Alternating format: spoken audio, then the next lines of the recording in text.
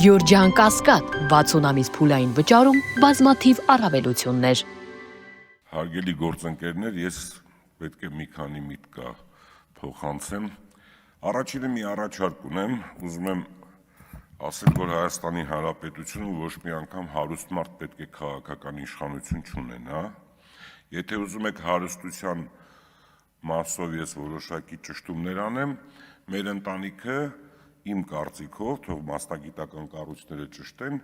մոտավորապես 1 միլիարդից ավել կարողություններ ունի, դրանք անշարժ գույքի տեսքով, կազմակերպությունների տեսքով, մինչև կարող է 2 միլիարդից ավել է, բայց ես առաջարկում եմ, որ պետք է Հայաստանի ոչ միայն Հայաստանի, պետական ինստիտուտները պետք է կառավարեն այնպիսի մարդիկ, ովքեր որ մեծ սեփականություն չունեն, որտեղ այդ սեփականությունը միշտ դառնում է այնպիսի մի գործիք, որով կարողանան իրենց սեփականության շահը ավելի առաջնային գնահատեն, քան պետական շահը։ 2-3 տարբերակ կա։ Մասնավորը պետք է, որը որ խոշոր է, պետք է իրավունք չունենա իշխանություն ունենալ։ Երկրորդը պետք է պետական մարմինները ուշադիր լինեն, սրիկաները, որոնք որ գալիս են եւ մենք 30 տարի տեսել ենք պետական պաշտոններ են զբաղացրել, կոշիկ էլի չեն ունեցել, հետո դարձել են մեծ սեփականության տեր։ 30 տարի մենք ամեն ինչից տեղյակ ենք։ Հիմա ինչ էր կատարվում, վերցնենք 2007-8 թվականին։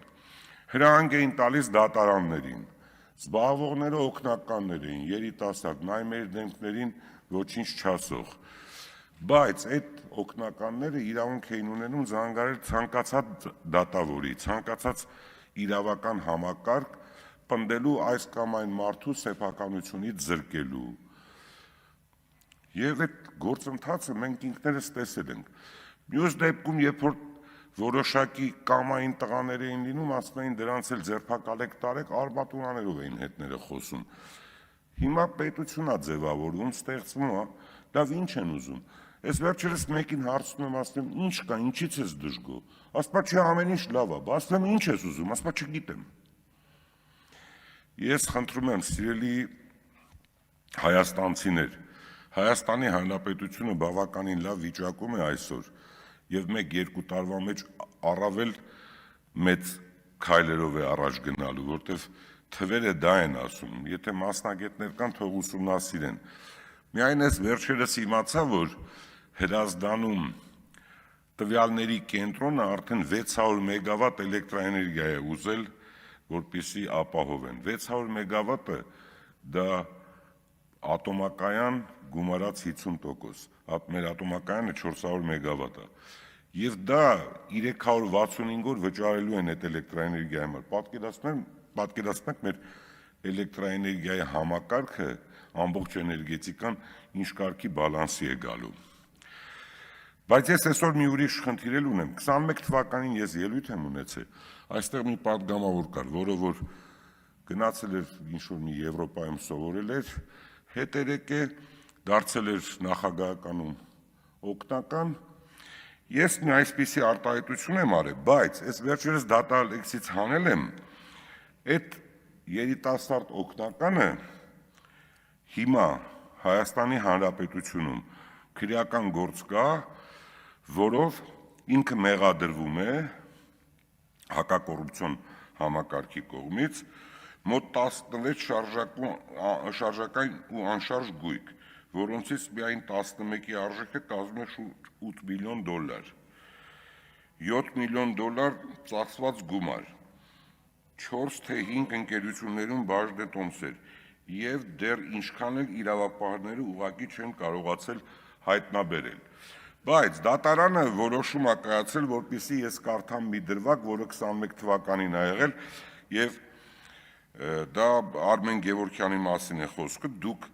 կյանքում բիզնես արել եք, բիզնես չի արել, բայց մի $100 միլիոն տեր եմ։ Միայն կենտրոնում 57 սեփականության իրավունք ունի։ Փաստական տվյալները չեն համապատասխանում իրականությանը։ Այսպիսի պահանջ է դրված եղել։ Բայց ես հիմա ուզում եմ մի բան ասել։ Հիմա ով է այդ խնդիրը լուծելու, երբ որ ես ինքս լավ հիշում եմ, որ համապատասխան պարոնը զանգարում էր դատարաններ, մարդկանց ունեզրկում էր, ունեցվածքը վերցնում էին։ Զանգարում էր իրավապահ մարմիններ, ճնշումներ էին գործադրում։ Սրա պատասխանը թեկուզ անցել է 16-17 տարի, 18 տարի, ով է սրա պատասխանը տալու։ Մենք խնդիրներ ունենք, որոնք որ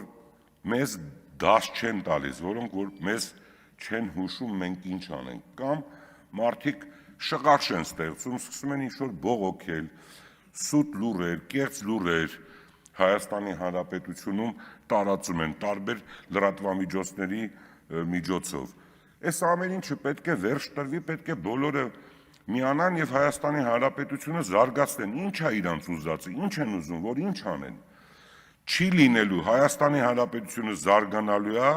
Հայաստանի Հանրապետությունը կառավարելու են քաղաքական գործիչները, որոնք որ չունեն մեծ հնարավորություններ, սովորական մարդիկ, սովորական ժողովրդի մեջից լավ կրթություն ստացած եւ պետական գործադիր մարմինում եւ պարլամենտում եւ մնացած ինստիտուտներում։ Ես նորից եւս մեկ անգամ ասում եմ, հասարակությունը բավականին գիտակից է,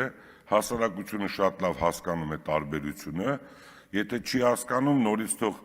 տարբեր լրատվամիջոցներ այդ ամեն ինչը ներկայացնեն, հանեք բոլոր նյութերը տարիներ, տասնյակ տարիներ առաջ ինչ է կատարվել, ինչ ձևով են մարդկանց հետ վերաբերվել, ինչ ձևով են կեղծել ընտրությունները եւ ինչ ձևով են կառավարել այս երկիրը։ Չհասկացանք, մենք ծնվենք մեր երկրում, ապրենք,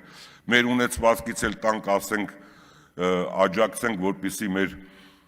ուժային համակարգը ուժեղ լինի, վերջում իմանանք, որ ոչինչ չեն ծախսել, միտեղ, չգիտեմ, կանսերվի բանկա էր, այն մյուս տեղը, լավ, հասարակությունը չի տեսնում, կանսերվի բանկեն ինչա, հարգերով բետոնացված նկուղներն ու չգիտեմ ինչ պաշտպանված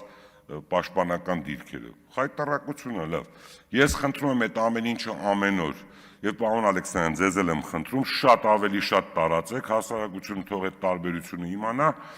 եւ ես կարծում եմ